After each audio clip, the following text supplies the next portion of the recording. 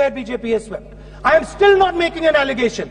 I am saying on the floor of the House that the Election Commission has to give the data of the Maharashtra elections to the Congress Party, to the Shiv Sena and to the NCP, so that we can see exactly where these voters have been added, who has been subtracted, who has been added, where they have been added. This is not an irresponsible request. This is a very simple request for them to fulfill. The reason I am saying this, sir, is because the rules have been changed. This is not just said in isolation. Speaker, sir, the election commissioner used to be chosen by the Prime Minister, Leader of Opposition, and the Chief Justice. Sir, the Chief Justice was removed from that committee. Why? Why? This is the question, sir. This is the question to the Prime Minister. Why was the Chief Justice removed from the committee? Now, in a few days, I am going to go to the meeting. I am going to go to the meeting. There's going to be Mr. Amit Shah and Mr. Modi ji. And there's going to be me. 2 to 1.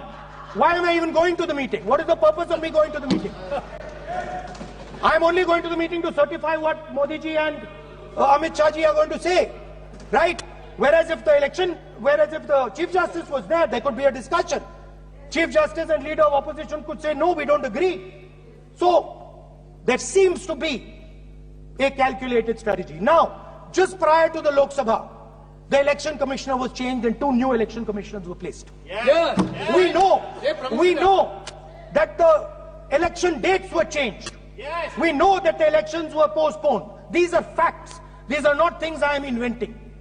So, in order to safeguard this constitution, the entire opposition requests the data for the Maharashtra election.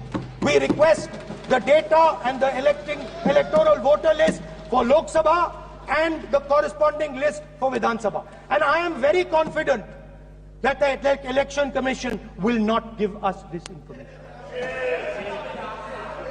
Speaker, sir, that is broadly. So the third element of our President's address would be a determined defense of India's institutions, of our democratic system, and a re-look at our entire democratic framework, and the looking again at all the institutions that have been taken away from the people of India.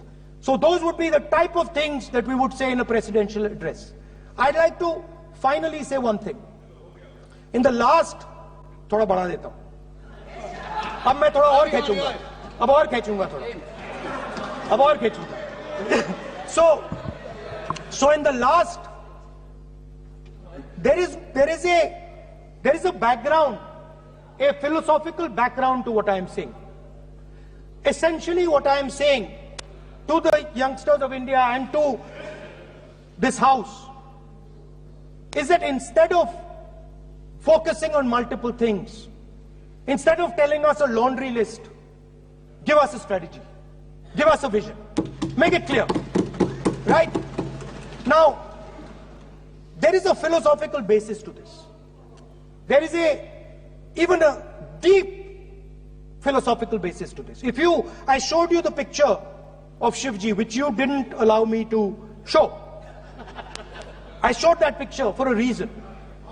What does that picture tell us? If you look at that picture carefully, it tells us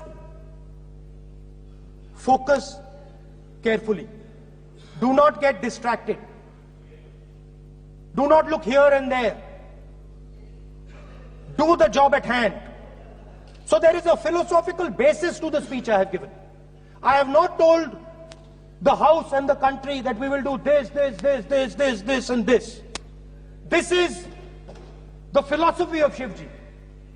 Say what you have to say, but be clear that you're going to do that one thing and don't do 56, 70 different things. So there is a link between our philosophical tradition, our religious tradition, and what I'm saying. And that is what India needs to do. India needs to connect the past, the values of the past. You talk about Sardar Patel ji, but you destroy Sardar Patel ji's values every day. You talk about Ambedkar ji, you destroy his values every day. You talk about Nehru ji. No, you don't talk about Nehru ji. Right? You bow in front of Buddha. You destroy what he says. So the point is, you have to be truthful to what you are. Right? And it is important that when you are giving a way forward to the nation, there is clarity. There is clarity of purpose. There is no hatred. There is no violence. There is no anger. Because these things are destroying our country. So my speech has not been angry, has not been nasty. My speech has been very polite, very kind. And I thank the Prime Minister for coming and listening to it. माननीय श्री नरेश चंद पटेल,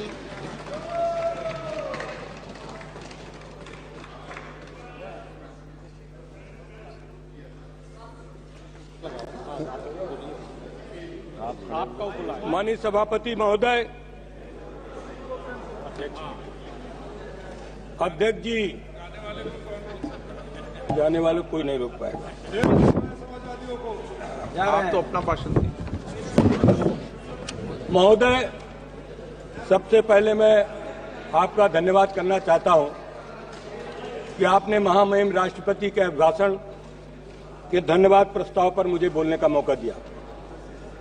मानवर, इस सदन में बोलते हुए सबसे पहले मैं महाकुंभ में हुई दुखद घटना को स्मरण करना चाहता हूं। उन सभी श्रद्धालुओं और भक्तों को मेरी भावपूर्ण श्रद्धांजलि।